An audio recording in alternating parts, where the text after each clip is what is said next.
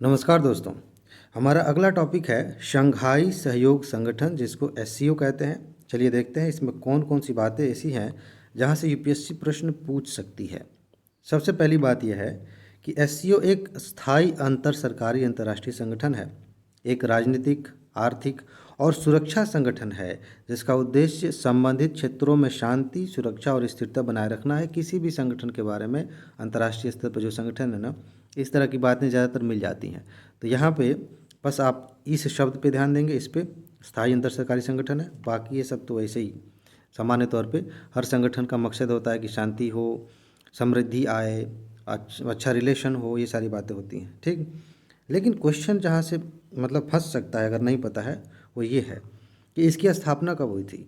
स्थापना हुई थी 2001 में, 15 जून ना याद रखें, कोई बात नहीं। 2001 में शंघाई में इसकी स्थापना हुई थी। लेकिन इसका मतलब ये नहीं है कि शंघाई में मुख्यालय है, ठीक है ना, ध्यान रखिएगा। एक और चीज़ है, इससे पहले मतलब 2001 में एससीओ की स्थापना से पहले कजाकिस्तान, चीन, किर्गिस्तान, रूस और ताजिकिस्तान, इन्होंने मिलकर शंघाई 5 नामक संगठन बनाया था, ठीक है। ये संगठन थे। और एक और चीज़ देखिए, इसके बारे में देखिए, ये जो शंघाई 5 है, ये 1996 में ही बन गया था। यानी कि 1996 से लेकर के 2001 तक शंघाई 5 था। और उसके बाद से 2001 के बाद से जो है इसका नाम बदल के एससीओ हो गया, शंघाई सहयोग संगठन हो गया, ठीक। अच्छा, 2001 में उज्बेकिस्तान के संगठन में प्रवेश के बाद से इसको जो है एससीओ कहा गया था।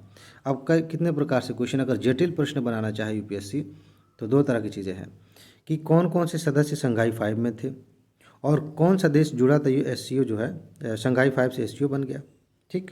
लेकिन इस तरह के क्वेश्चन कभी कभी आते हैं, ये चीज़ ध्यान रख सकते हैं आप। यहाँ पे एससीओ चार्टर पर 2002 में हस्ताक्षर किए गए थे और यह 2003 में लागू किया गया था। चार्टर में बेसिकली यही सब बातें होती हैं कि संगठन का उद्देश्य क्या है, कैसे काम करेगा, ये सारी बातें होती हैं। लेकिन सबसे ज़्यादा खास बात यह है कि 2017 में भारत और पाकिस्तान को सदस्य बना लिया गया एससीओ में। ध्यान रखिएगा, भारत और पाकिस्तान कब बने हैं? 2017 में।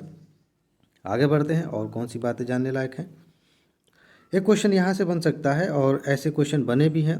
कोई इम्पोर्टेंट संगठन होता है तो उसकी आधिकारिक भाषा कौन सी है, यानी कि जो भी प्रस्ताव आएंगे, जो भी निर्णय होंगे, वो किस भाषा में लिखे जाएंगे, बेसिकली यही है। ये है रूसी और चीनी, इन दो भाषाओं को आधिकारिक भाषाएं बनाया गया है इसमें। एक सामान्य तौर पर मेंस में भी जब आप लिखेंगे ना, तो ये चीज़ें आप ध्यान रखिएगा। वैश्विक जनसंख्या का 40% है इसमें। पूरी दुनिया में जितनी जनसंख्या है उसके 40% जनसंख्या वाले देश इसमें शामिल हैं। और वैश्विक जीडीपी का 20% है। और विश्व के कुल भूभाग का 22% इसमें शामिल है। किसमें? एससीओ में, ठीक। आगे बढ़ते हैं। ये क्वेश्चन काफ़ी ज़्यादा इम्पोर्टेंट है। ये जो तथ्य है ना, क्षेत्रीय आतंकवाद रोधी संरचना। देखिए इसमें क्या है, कोई भी संगठन होता है तो उसकी संरचना के अलग अलग लेवल होते हैं, जैसे कि उसका मुख्यालय एक कहाँ होगा, और भी मतलब वार्ता के अलग अलग मंच बनेंगे। उसी में एक संरचना है क्षेत्रीय आतंकवाद रोधी संरचना, जिसको रैट्स बोलते हैं, रीजनल एंटी टेररिस्ट स्ट्रक्चर कह सकते हैं आप, ठीक है। इसमें क्या है, इसको क्यों बनाया गया है? आतंकवाद, अलगाववाद, पृथकतावाद, उग्रवाद और चरमपंथ से निपटने के मामलों को देखता है। यानी कि यह इस संरचना को इसलिए बनाया गया कि इस क्षेत्र में इस तरह की घटनाएं न होने पाएँ, उसकी निगरानी करता है ये, ठीक है। और पाकिस्तान जैसे देश शामिल हैं कुछ। अब उधर बगल में हमारा अफ़गानिस्तान है पड़ोसी, वहाँ देखिए तालिबान आ गया है। तो इस क्षेत्र में, इस रीजन में, मिडिल ईस्ट में, आप देखिएगा मध्य एशिया में, ये इस तरह की अलगाववादी और आतंकवादी घटनाएं काफ़ी तेज़ी से बढ़ रही हैं, होती ही हैं, पहले से भी होती थी। उस संदर्भ में देखेंगे तो रैट्स मैकेनिज्म बहुत ज़्यादा इंपॉर्टेंट है, यहाँ से क्वेश्चन आ सकता है, ठीक है। मुख्यालय की बात करेंगे तो मुख्यालय बीजिंग में है।